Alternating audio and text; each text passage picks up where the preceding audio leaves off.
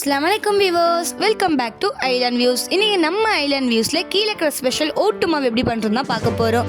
வீடியோக்குள்ள போறதுக்கு முன்னாடி sponsor பார்த்தறலாம். This video is sponsored by Buymote.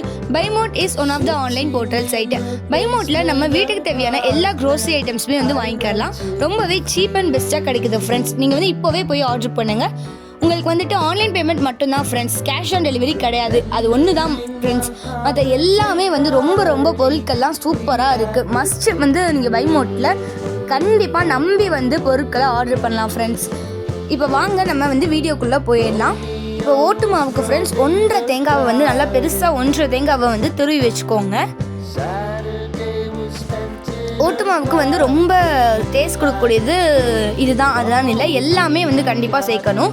இப்போ இது 3 கிளாஸ் அரிசி மாவு. நம்ம வீட்டில் இடியப்ப மாவு இருக்கும் இல்லையா, அதுதான் ஃப்ரெண்ட்ஸ். இப்போ இது 3 முட்டை சேர்த்துக்கோங்க.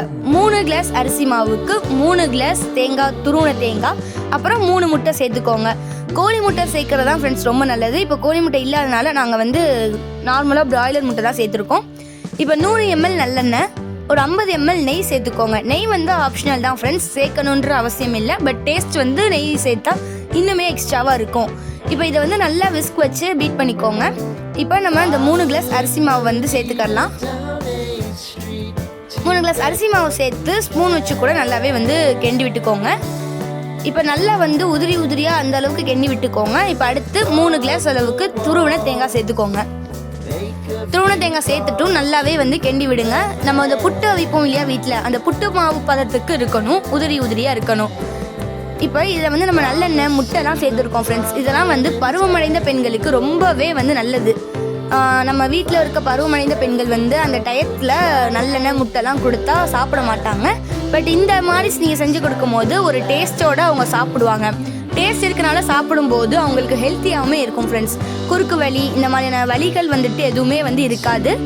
இப்போ நம்ம அந்த ரெடி பண்ணி வச்சோம் இல்லையா, அந்த உதிரியாக ஒரு மாவு, அதை அடுப்பில் வச்சு ஒரு சட்டியில், நல்லா அடி கனமாக இருக்க சட்டியில் ஒரு 2 பேட்சாக போட்டு வறுத்து எடுத்துக்கோங்க.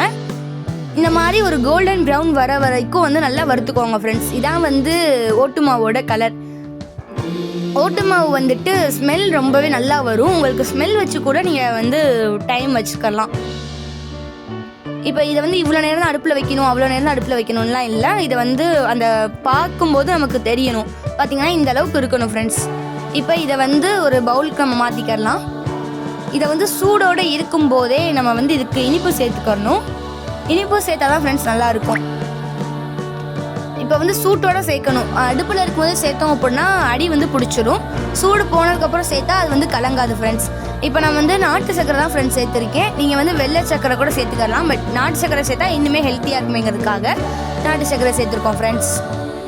இதையுமே நல்லா கெண்டி விட்டுக்கோங்க. இப்போ உங்களுக்கு காட்டணுங்கிறதுக்காக நாங்கள் தனியாக எடுத்து பண்ணுறோம். நீங்கள் மொத்தமாகவே கூட சேர்த்துக்கலாம். இது ரொம்பவே ஹெல்த்தியான ஒரு ஸ்நாக்ஸ் தான். இது எவ்வளோ சாப்பிட்டாலும் ஒன்றுமே ஆகாது. ரொம்ப ஹெல்த்தியாக வீட்டில் செஞ்ச ஒரு ஸ்நாக்ஸு.